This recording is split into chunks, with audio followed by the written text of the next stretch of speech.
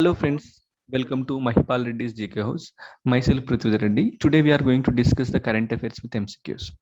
So coming to the first question, consider the following statements. Statement number one is Vesak Day is also called as Buddha Purnima. And second one, it is the birth anniversary of Lord Buddha. Thirdly, it is the day of enlightenment. So which of the following statements is true? In fact, all these statements are correct because Vesak Day is celebrated as a Buddha Purnima, that is the birthday of Lord Buddha. Okay, and it is also called as a date of enlightenment. So let us learn something more about it. So coming to the Vesak Day, it falls on 26th May of 2021, and it also marks 2583rd birth anniversary of Buddha, and it is celebrated across the world on the full moon day. So full moon day is a mark for this particular day. So coming to this particular day is also called as triple blessed day because it marks the birth of the Buddha. It also marks the enlightenment of the Buddha. So along with that, it also marks the Mahaparinirvana of Buddha. Okay, the birth, the enlightenment, and the death of the Buddha. Okay, that is the reason why it is called as triple blessed day. And coming to Buddhism, it is very ancient religion in India. Actually, it is one of the religion reform movement along with Jainism, because it started as a protest to the materialism of the society. Okay, so especially the Vedic society, which was more after the materialism, so questioning that, the Buddhism had emerged. When did it emerge? 2600 years ago. And it is one of the important religion even today in the South and Southeast Asian countries. Of course, in India, Hinduism is the dominant religion, but still in the Southeast Asian countries, Buddhism, still it is a major religion in those countries. And this religion is based upon the teaching, life experience of the founder. The original name of Buddha is Siddhartha Gautam. Okay, he was born on 563 BC.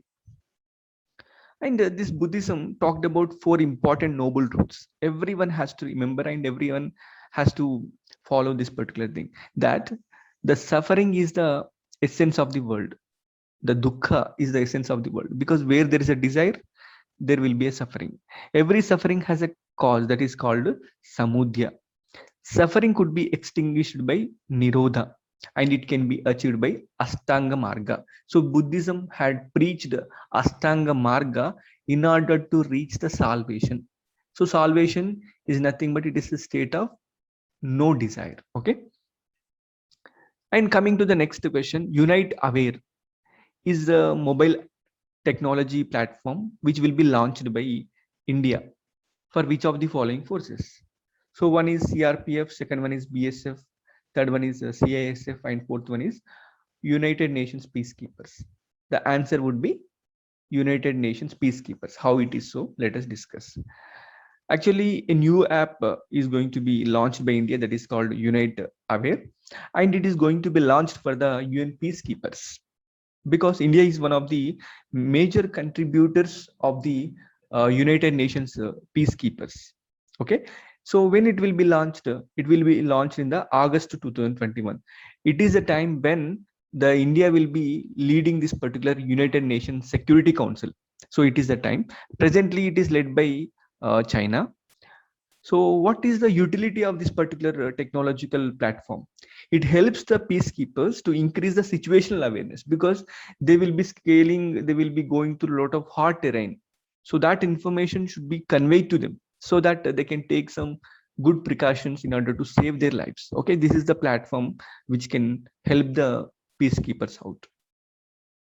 And coming to the United Nations Peacekeepers Force, so this mission began in the year 1948, and it is held by United Nations Department of Peacekeeping Operations. Department of Peacekeeping Operations, and Under Secretary General of this United Nation, his name is Jean Pierre Lacroix. He will be heading this particular um, Department of Peacekeeping Operations. Okay, so this UNPF is going to Actually, its duty is to safeguard the law and order and peace across the nations. Next one, India's first research reactor on the PPP model, public-private partnership model. So research reactor is going to be launched in India with the private partnership. Okay. So recently we are also inviting the private partnership in the defense and space, and also with this we are also inviting the private partnership in the nuclear research also. So it is the first reactor of that kind where private participation is invited, and it will be built on public private partnership, and it will be the first of its kind in the world, because nowhere in the world the private partnership was invited. And the reactor will be designed by Baba Atomic Research Center. It is going to be constructed by the Nuclear Power Corporation of India Limited. So it is also public sector undertaking. All these are public sector undertakings. So, but DAE, Department of Atomic Energy, will be sharing the technology regarding the nuclear medicine with the private entities, because we are going to expand the private sector footprint across the vital sectors. So for that reason, this DAE is going to share the technology how to manufacture the nuclear medicine. It is very, very important. This medicine is very advanced in medicine, and this DAE comes under the Prime Minister himself. Okay, Prime Minister himself will be controlling this particular Department of Atomic Energy as well as the space. Okay, and coming to the world largest iceberg, which is named as. So question may come, because it is very confusing, because these numbers cannot be remembered that easily. That's why please focus on these numbers. So A70, A75, A60, A76. What is the right answer? The answer is A76. Okay, let us learn. A76 has become world largest iceberg, and it is situated in Antarctica, because it got broken off from the western Antarctica into the Weddell Sea. Okay, it is the sea in which it got separated, and it measures 170 kilometers and 25 kilometers wide. So in the United States of America, beside the New York City, there is an island called Long Island. Okay, so this iceberg is more than the size of this particular Long Island. You can understand how much bigger the size is. And who detected this? Who identified this? Sentinel-1 mission, which is a satellite of European Space uh, Agency, which has found it. Okay, so we can easily understand how the global warming is causing the melting of the icebergs, or these ice shelves of the Antarctica and Arctica. So it is a dangerous sign. Okay, so this is the Weddell Sea into which this particular A76 has separated. So it is in the Antarctica continent. And next one, which of the following is the highest wartime gallantry award? Four options are given: Ashok Chakra, Mahavira Chakra, Veera Chakra, and Paramveera Chakra.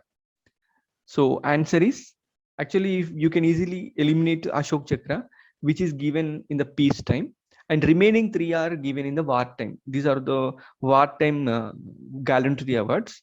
So out of these three, the right answer is Paramveer Chakra. Okay, so this is the first order, this is the second order, and this is the third order. Okay, let us understand why we are discussing. Means Punjab Singh passes away. So who is he? The Punjab Singh is Veera Chakra awardee. It is the highest wartime gallantry award. So he was a veteran of 1971 war. Actually, India fought with Pakistan in the two fronts. One is the Western Front, and second one is the Eastern Front. He was the person, he was the officer who fought with the Pakistan in the western side. Okay, so in the operation called Operation Cocteau Lily. So he is also popularly called as hero of Poonch in the Indo-Pak war. Okay, so let us understand what is the ordering of the gallantry awards. So basically, the wartime gallantry awards we take, first one is the Paramveer Chakra, second one is the Mahavira Chakra, third one is the Veera Chakra. These are the three awards which are given in the wartime. Okay, coming to the peacetime gallantry awards, the first one is Ashoka Chakra, second one is the Kirti Chakra, and third one is the Shaurya Chakra. So you have to remember these things. Okay, there are two different awards: wartime gallantry awards and peacetime gallantry awards. And coming to the next one, golden shoe award is presented to the players from which of the following sport? Okay, four sports are given: football, volleyball, cricket, and badminton. Okay, so actually it is given to the players of the football. So this award is awarded by Poland. Sorry, this is the award which is awarded by European sports media, and it was awarded to Robert Lewandowski, who is from Poland, and he's a professional football player. Okay, so it is awarded to the Poland player. And next question, Mohali Stadium is located in the state of, four states are given: Maharashtra, Punjab, Kerala, and Haryana. So actually the Mohali Stadium is located in the state of Punjab. So why we are discussing about this stadium? Because Mohali International Hockey Stadium is renamed after the Balbir Singh. Okay, after Balbir Singh, this particular stadium is named. So because he's a legendary hockey player, he played in 3 Olympic games. He emerged as a champion also in the London in the year 1948, Helsinki 1952, Melbourne in the 1956. So for his contribution to the sport, he was awarded a Padma Shri Award in the year 1957. Okay, so after his name, this particular Mohali International Stadium got named. Okay, thank you, friends. Thank you so much. So in the tomorrow's class, we are going to discuss more important current affairs. Till then, bye. See you.